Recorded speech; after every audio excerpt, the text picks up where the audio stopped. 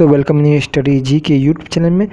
UP BEd entrance exam 2022 के अंतर्गत जी के जीएस क्लास में आज हम फास्ट ट्रैक रिवीजन का वन लाइनर क्वेश्चन देखेंगे, जिससे आप कम समय में अधिक प्रश्नों को अटेम्प्ट कर पाएंगे। जुलाई में एग्ज़ाम होने वाला है। मुझे आशा है कि आपका चयन सरकारी कॉलेज में होगा। तो चैनल पे बने रहें, चैनल को लाइक, सब्सक्राइब और शेयर करें और इस जी के जीएस क्लास को पूरा अंत तक जरूर देखें। पहला प्रश्न है कि भारत में स्वतंत्रता के बाद पहला बजट किसने दिया? तो इसका सही उत्तर हो जाएगा आर के शनमुखम चेट्टी ने स्वतंत्रता के बाद भारत का पहला बजट प्रस्तुत किया। कि विश्व का सबसे बड़ा रेगिस्तान कौन सा है? तो इसका सही उत्तर हो जाएगा सहारा मरुस्थल विश्व का सबसे बड़ा रेगिस्तान है। अगला क्वेश्चन है कि इलेक्ट्रॉन की खोज किसने की थी? तो इलेक्ट्रॉन की खोज जे थॉम्सन ने किया था। अगला क्वेश्चन है कि भारत का राष्ट्रीय गान पहली बार किस सत्र में गाया गया था? तो इसका सही उत्तर हो जाएगा कलकत्ता सत्र में भारत का राष्ट्रगान पहली बार गाया गया था। गुरु नानक देव का जन्म कब हुआ था? तो इसका सही उत्तर हो जाएगा 29 नवंबर 1469 को। नेक्स्ट क्वेश्चन है कि मंदसौर की लड़ाई किसके बीच लड़ी गई थी? तो इसका सही उत्तर हो जाएगा मराठा साम्राज्य की सेना और जय सिंह द्वितीय के बीच में मंदसौर का युद्ध हुआ था। पहला चंद्रयान कब लॉन्च किया गया था? तो इसका सही उत्तर हो जाएगा 22 अक्टूबर 2008 को पहला चंद्रयान लॉन्च किया गया था। नेक्स्ट क्वेश्चन है कि 1 GB बराबर कितना MB होता है? तो इसका सही उत्तर हो जाएगा 1 GB बराबर 1024 MB होता है। इंकलाब जिंदाबाद का नारा किसने दिया? तो इसका सही उत्तर हो जाएगा भगत सिंह ने ही इंकलाब जिंदाबाद का नारा दिया था। भारत में पहला रेडियो प्रसारण कब हुआ? तो इसका सही उत्तर हो जाएगा जून 1923 को। की कठोरता को बढ़ाने के लिए किस प्रक्रिया का प्रयोग किया जाता है? तो इसका सही उत्तर हो जाएगा रबड़ की कठोरता को बढ़ाने के लिए वल्कनीकरण का प्रयोग किया जाता है। INC इंडियन नेशनल कांग्रेस का पहला मुस्लिम निदेशक कौन था? तो इसका सही उत्तर हो जाएगा बदरुद्दीन तैयब जी भारतीय राष्ट्रीय कांग्रेस के पहले मुस्लिम निदेशक या अध्यक्ष थे। मैं हिंदू क्यों हूँ पुस्तक किसने लिखा? तो इसके जो लेखक हैं वे थे शशिर थरूर थे। नेक्स्ट क्वेश्चन है कि भारत में मानवाधिकार आयोग की स्थापना कब की गई थी? तो इसका सही उत्तर हो जाएगा 12 अक्टूबर 1993 को मानवाधिकार आयोग की स्थापना की गई थी। हंसने वाली गैस क्या है? तो हंसने वाली गैस का नाम होता है नाइट्रस ऑक्साइड को हंसने वाली गैस कहा जाता है। अगला क्वेश्चन है कि किडनी का अध्ययन को क्या कहा जाता है? तो इसका सही उत्तर हो जाएगा किडनी के अध्ययन को नेफ्रोलॉजी कहा जाता है। तो किडनी के अध्ययन को नेफ्रोलॉजी कहा जाता है। सिंधवासी मिठास के लिए किस वस्तु का प्रयोग करते थे? तो वे शहद का प्रयोग करते थे। अगला क्वेश्चन है कि ऋग्वेद में अघन्य शब्द किस पशु के लिए प्रयोग किया गया? तो अघन्य जो शब्द था वह गाय के लिए प्रयोग किया गया। भारत की संविधान सभा किसके कहने पर बनाई गई? तो इसका सही उत्तर हो जाएगा कैबिनेट मिशन के कहने पर भारत की संविधान सभा बनाई गई। अगला क्वेश्चन है कि भारतीय संविधान की प्रस्तावना में किस प्रकार के न्याय की बात कही गई? तो इसका सही उत्तर हो जाएगा सामाजिक, आर्थिक, राजनीतिक और न्याय की बात कही गई। अगला क्वेश्चन है कि संविधान की प्रस्तावना में भारत को किस रूप में घोषित किया गया? उत्तर हो जाएगा प्रभुता संपन्न, समाजवादी, पंथनिरपेक्ष, लोकतांत्रिक गणराज्य के रूप में घोषित किया गया। अगला प्रश्न, भारत पूर्ण संप्रभु लोकतांत्रिक गणतंत्र कब बना? तो इसका सही उत्तर हो जाएगा 26 नवंबर 1949 को। अगला क्वेश्चन है कि संविधान की उद्देशिका का संशोधन कितनी बार किया गया? तो संविधान की उद्देशिका में केवल एक बार संशोधन किया गया था। अगला प्रश्न है कि भारतीय संविधान में संघीय शब्द का प्रयोग कहाँ हुआ है? तो संघीय शब्द का प्रयोग संविधान में कहीं भी नहीं हुआ है। अगला क्वेश्चन है कि भारतीय संविधान के अनुच्छेद 1 में यह घोषणा की गई है कि इंडिया अर्थात भारत है। तो भारत क्या है? तो भारत राज्यों का संघ है था। सिकंदर महान ने भारत पर कब आक्रमण किया? तो इसका सही उत्तर हो जाएगा 326 ईसा पूर्व में सिकंदर ने भारत पर आक्रमण किया था। भारत में सिकंदर का मुख्य युद्ध किसके साथ हुआ? तो इसका सही उत्तर हो जाएगा पोरस के साथ हुआ। अगला क्वेश्चन कि पाली ग्रंथों में गांव के मुखिया को क्या कहा गया है? तो जो गांव के जो मुखिया होते थे उन्हें पाली ग्रंथों में भोजक कहा गया। अगला क्वेश्चन है कि उज्जैन का प्राचीन नाम क्या था? तो उज्जैन का जो प्राचीन नाम था वह था अवंतिका। नंद वंश का संस्थापक कौन था? तो नंद वंश का संस्थापक जो था महापद्मनंद था। अगला क्वेश्चन, प्राचीन भारत में पहला विदेशी आक्रमण किसके द्वारा किया गया? तो जो विदेशी आक्रमण जो भारत में पहली बार किया गया था तो वह ईरानियों द्वारा किया गया था। नेक्स्ट क्वेश्चन कि मगध का कौन सा शासक सिकंदर का समकालीन था? तो वे जो था घनानंद सिकंदर का समकालीन था। नंद वंश का अंतिम सम्राट कौन था? तो नंद वंश का अंतिम सम्राट घनानंद था। बिंदुसार ने विद्रोहियों को कुचलने के लिए अशोक को कहाँ भेजा था? तो अशोक को तक्षशिला भेजा था। किस सम्राट का नाम देवान प्रियदर्शी था? तो इसका सही उत्तर हो जाएगा सम्राट अशोक। सम्राट अशोक का नाम ही देवान प्रियदर्शी था। कलिंग का युद्ध कब हुआ था? तो इसका सही उत्तर हो जाएगा 261 ईसा पूर्व में कलिंग का युद्ध हुआ था। नेक्स्ट क्वेश्चन, प्राचीन भारत का कौन सा शासक जिसने अपने अंतिम दिनों में जैन धर्म को अपना लिया था? तो वे था चंद्रगुप्त मौर्य। मौर्य साम्राज्य में कौन सी मुद्रा प्रचलित थी? तो मौर्य साम्राज्य में पर्ण नामक मुद्रा प्रचलित थी। अशोक का उत्तराधिकारी कौन था? तो अशोक का जो उत्तराधिकारी था वह था कुणाल था। नेक्स्ट प्रश्न है कि अर्थशास्त्र का लेखक किसके समकालीन था? तो सही उत्तर हो जाएगा चंद्रगुप्त मौर्य का। और अर्थशास्त्र के लेखक जो थे वो चाणक्य थे। मौर्य काल में शिक्षा का प्रसिद्ध केंद्र कौन सा था? तो मौर्य काल में जो शिक्षा का प्रमुख केंद्र था वह तक्षशिला था। मेगास्थनीज की पुस्तक का नाम क्या था? तो मेगास्थनीज की पुस्तक का नाम इंडिका था। अशोक के शिलालेख में कौन सी भाषा थी? तो अशोक के शिलालेख में प्राकृत भाषा का प्रयोग किया गया था।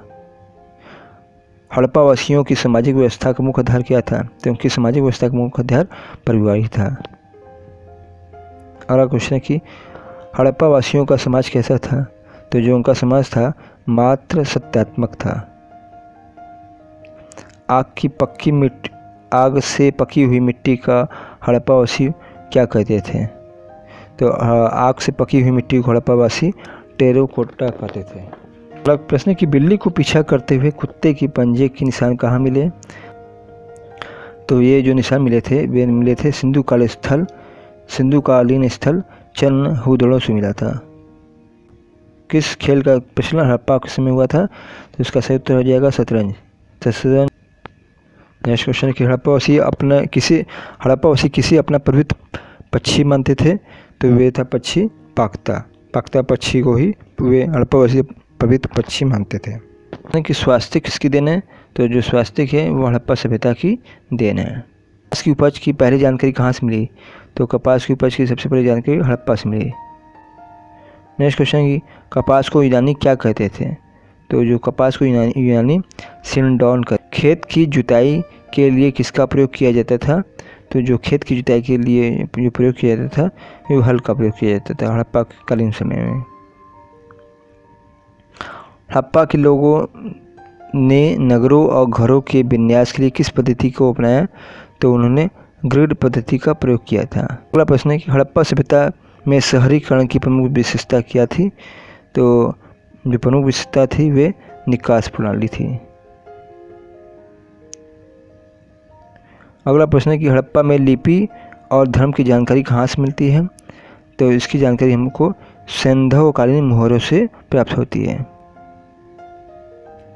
अगला प्रश्न है कि आज़ादी सन 1947 के बाद भारत में सबसे अधिक कहाँ हड़प्पा युगीन स्थलों की खोज की गई? तो आज़ादी के बाद भारत में कहाँ सबसे अधिक हड़प्पाकालीन खोज की गई? तो वे था गुजरात। वह कौन सा हड़प्पाकालीन स्थल है जो त्रिस्तरीय था? तो वे था धोलावीरा। धोलावीरा जो था वह त्रिस्तरीय था। चावल के उत्पादन के साक्ष्य किस सिंधु पुरस्कार से प्राप्त हुआ? तो वे था रंगपुर और लोथल से चावल के साक्ष्य प्राप्त हुए हैं। क्वेश्चन, भारत में किस प्रकार का संघवाद देखा जाता है? तो इसका सही उत्तर, तो भारत में जो संघवाद है वे संघ बनाकर राज्यों का गठन करना के रूप में देखा जाता है। भारतीय संविधान कब लागू हुआ? तो इसका सही उत्तर होगा 26 जनवरी 1950 को। अगला क्वेश्चन कि भारतीय संविधान की रचना के समय संविधान सभा का संवैधानिक सलाहकार कौन था? तो इसका सही उत्तर हो जाएगा BN राव। अगला क्वेश्चन कि सरकार की किस प्रणाली में द्विसदन पद्धति एक अनिवार्य लक्षण है? तो इसका सही उत्तर हो जाएगा संघीय प्रणाली में। नेक्स्ट क्वेश्चन कि भारत में एकल नागरिकता की अवधारणा अपनाई गई। तो भारत में एकल नागरिकता की अवधारणा अपनाई गई, कहाँ से अपनाई गई? वे इंग्लैंड से अपनाई गई। नेक्स्ट क्वेश्चन है कि संविधान का कौन सा भाग नागरिकता के प्रावधानों से संबंधित है? तो वे भाग है भाग 2। भाग 2 के अंतर्गत ही नागरिकता का वर्णन है। प्रश्न है कि असहयोग आंदोलन के साथ निम्नलिखित में से कौन सा आंदोलन चलाया गया? तो असहयोग आंदोलन के साथ खिलाफत आंदोलन भी चलाया गया। अगला क्वेश्चन कि सब्जियों की खेती को किस और नाम से जाना जाता है? तो सब्जियों की खेती को ओलेरीकल्चर के नाम से जाना जाता है। अगला क्वेश्चन कि सत्येंद्र बोस को किस क्षेत्र में नोबेल पुरस्कार प्राप्त हुआ था? तो सही उत्तर हो जाएगा भौतिक विज्ञान के अंतर्गत सत्येंद्र बोस को नोबेल पुरस्कार प्राप्त हुआ था। अगला क्वेश्चन कि महात्मा गांधी निम्नलिखित में किसको अपना राजनीतिक गुरु मानते थे? तो वे गोपाल कृष्ण गोखले को। अगला क्वेश्चन कि कौन सा ग्रंथ बौद्ध धर्म से संबंधित है? तो त्रिपिटक जो है ग्रंथ वे बौद्ध धर्म से संबंधित है। प्रशुद्ध जल का pH मान कितना होता है? तो इसका pH मान 7 होता है। दूध का pH मान कितना होता है? तो दूध का जो pH मान होता है वे 6.6 होता है। कि मौलिक कर्तव्यों का उल्लेख संविधान के किस अनुच्छेद में किया गया था? इसका सही उत्तर हो जाएगा अनुच्छेद 51A के अंतर्गत मौलिक कर्तव्यों का उल्लेख है। अगला क्वेश्चन कि राज्य के नीति निर्देशक सिद्धांतों का उद्देश्य किस प्रकार के राज्य की स्थापना करना है? तो इसका सही उत्तर हो जाएगा लोक कल्याणकारी राज्य की स्थापना करना राज्य के नीति निर्देशक सिद्धांतों का उद्देश्य है। अगला प्रश्न है कि राज्य के नीति निर्देशक सिद्धांतों को किस देश से लिया गया है? तो इसका सही उत्तर हो जाएगा आयरलैंड से लिया गया है। अगला क्वेश्चन है कि राज्य के नीति निर्देशक तत्व भारतीय संविधान के किस अनुच्छेद में वर्णित है? इसका सही उत्तर हो जाएगा 36 से 51। 36 से 51 के बीच राज्य के नीति निर्देशक तत्व का वर्णन है। प्रश्न कि मांसपेशियों में किस अम्ल के एकीकृत होने से थकावट आती है? तो इसका सही उत्तर हो जाएगा लैक्टिक अम्ल। लैक्टिक अम्ल के कारण ही मांसपेशियों में थकावट उत्पन्न होने लगती है। अगला क्वेश्चन कि अंगूर में कौन सा अम्ल पाया जाता है? तो अंगूर में जो है आपका टार्ट्रिक अम्ल पाया जाता है। कैंसर संबंधी रोगी के अध्ययन को क्या कहलाता है? तो कैंसर संबंधी रोगों के अध्ययन को ऑर्गेनोलॉजी कहा जाता है। अगला क्वेश्चन कि मानव शरीर में सबसे लंबी कोशिका कौन सी है? तो इसका सही उत्तर हो जाएगा तंत्रिका कोशिका मानव शरीर में सबसे लंबी कोशिका है। क्वेश्चन है कि किस जंतु की आकृति पैर के चप्पल के समान होती है? तो इसका सही उत्तर हो जाएगा आपका पैरामीशियम। पैरामीशियम का जो आकार होता है वह चप्पल के आकार का होता है। अगला क्वेश्चन है कि केचुआ की कितनी आंखें होती है? तो इसका सही उत्तर हो जाएगा केचुए की एक भी आंखें नहीं होती है। गाजर किस विटामिन का समृद्ध स्रोत है? तो विटामिन का नाम है विटामिन ए। विटामिन ए गाजर में प्रचुर मात्रा में पाया जाता है। अगला क्वेश्चन कि रक्त में पाई जाने वाले धातु हैं, तो रक्त में पाई जाने वाले धातु का नाम क्या है? तो धातु का नाम है लोहा या आयरन। अगला क्वेश्चन कि अर्जुन पुरस्कार किस वर्ष शुरू हुआ? अर्जुन पुरस्कार किस वर्ष हुआ? तो इसका सही उत्तर हो जाएगा 1961 को। अगला क्वेश्चन कि भारत की मानक समय रेखा कौन सी है? तो भारत की जो मानक समय रेखा है वह 82.5 पूर्वी डिग्री पूर्वी देशांतर रेखा है जो इलाहाबाद से गुजरती है। अगला क्वेश्चन कि मैग्सेसे पुरस्कार पाने वाले पहले भारतीय कौन थे? तो इसका सही उत्तर हो जाएगा विनोबा भावे। नेक्स्ट प्रश्न है, संवांग किस राज्य का लोक नृत्य कला है? तो संवांग जो है वे हरियाणा का लोक नृत्य कला है।